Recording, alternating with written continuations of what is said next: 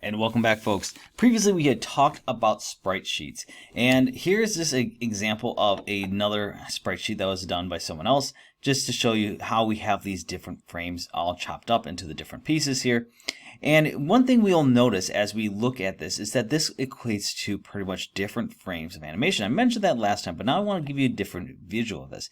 And we've seen this, for example, and when we look at, for example, when we did our falling ball animation here, one of the things we did, we had these different frames here. Let me bring up my timeline real quickly just to see that. There we go. We looked at that, we had our different frames of animation that we worked with that effectively became our sprite sheet. So how can we do that? How can we go ahead and create something that could end up being something like this, but maybe we can get to show these different frames here. Now we of course will do that, but let's go back a second to this 64 by 64 ball that I had created here. And of course we had this nice sparkle on it, we had the two gradients, looks pretty good. So what I'm going to do is I'm actually going to go ahead and create something very similar to this, but maybe on a simpler scale. And we're going to go ahead and try to recreate something that like we had done here, but maybe with two of these so we can have a different animation. So let's go ahead and start with File New. And I'm going to go ahead and let's just go make this for a simple purpose today. We'll just do 64 by 64 and go ahead and create that image. And let's go ahead and think about this. So if we have a image and we have something, of course, on the bottom here, let's just have like a floor that these can bounce off of. So I'm going to go ahead and make that a pixel size of 3. And let's just go ahead and just make a flat floor here, nothing too fancy. And I'm going to go ahead and increase this just a little bit so I can get kind of a round shape here with my pencil. There it is. We have a nice roundish shape. And let's go ahead and pick a color. Let's pick, how about green this time? And so I have one ball. Here it is, nice and green. And so this, of course, is the start of my first ball. I could, of course, easily create a second one here. And you can see this is just on layer 1, just like we've been doing up to this point. Now, I'm not going to worry too much today about deformations or transformations today. Instead, I just want to create a very simple animation. So here's my first frame, of course. So let's just go ahead and rename that to layer 1. And let's go ahead and duplicate that layer to 2. And we know how to do this from before. We can, of course, just grab our quick select tool, select that item, use that as our move tool, and we can bring that down. Same process, rinse, repeat. Oh, helps if I deselect there.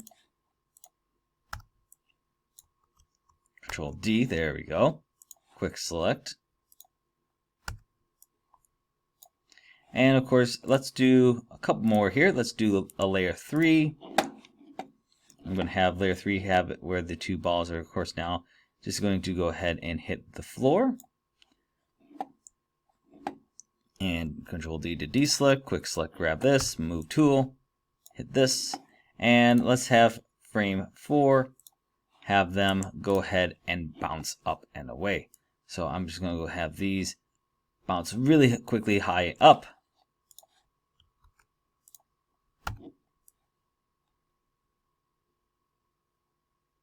That looks pretty good.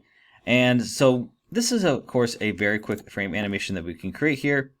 And so I'll make for the 4 frames of movement, just so we can set this up just like we've been doing up to this point. So frame 1, 2, 3, 4, frame 2, 3, and 4. And of course, if we play that, it's going really quickly. Now, one thing I do want to do is maybe I want to slow this down a little bit. So I'm just going to stop for a second. Instead of being at 0 seconds here, maybe I want to change that a little bit. So maybe I want to, maybe I want to have a small delay. So let's just try 0.1 seconds for now between each of these animations. And now, while it's not much, just doing that 0.1 second allows me to slow this down just a little bit to see these balls in different pieces here. And that's perfectly fine. And of course, we could play around with this and manipulate the different values. But what do we want to add to what we already know here? So, as I mentioned, let me go ahead and just pause this animation. We are, of course, working towards building a sprite sheet. Now, we aren't going to necessarily tear this apart into the different pieces here yet, but the way we can think about it is each one of these frames of motion is a frame within that sprite sheet. And of course, if we were to go ahead and crop these down with our layer panel view, as we've seen before, with our panel options, say layer bounds, one of the things you'll notice is that layer 3, when I look at just that layer, is quite small in comparison to the other layers, because that's the max height of where that ball is. Now that does, of course, make some things for us to consider when we start thinking about our sprite sheets. So for example, do we need to animate this bottom piece? Is that going to be part of our sprite sheet?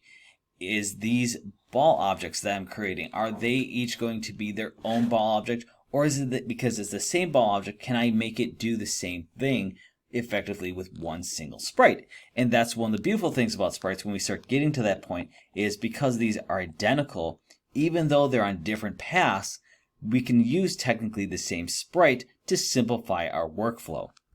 Now, there's not going to be too much that we have to really worry about here in terms of the different animations that we haven't done up to this point. But one of the things we can start doing is start looking at in a little bit, we're going to look at things like layer groups and stuff like that to kind of help start organizing our thought process before we actually jump fully into making sprite sheets. Now, there's one thing I do want to show you here yet today before we call it a wraps, and that, of course, is when we start looking at our different animations here. At this point, I've only gone through and created each image on its own layer effectively. But what if we did this with layer groups? Now, I don't want to go ahead and spoil that for you, but I want you to think about this. How can this change if I start using layer groups for different things? Because we done layer groups when we did our images for pixel art. They allowed us to group common things together. It didn't necessarily change the image, but how is that going to affect us when we start working with animations? That is something that we're going to look at in a lesson coming up.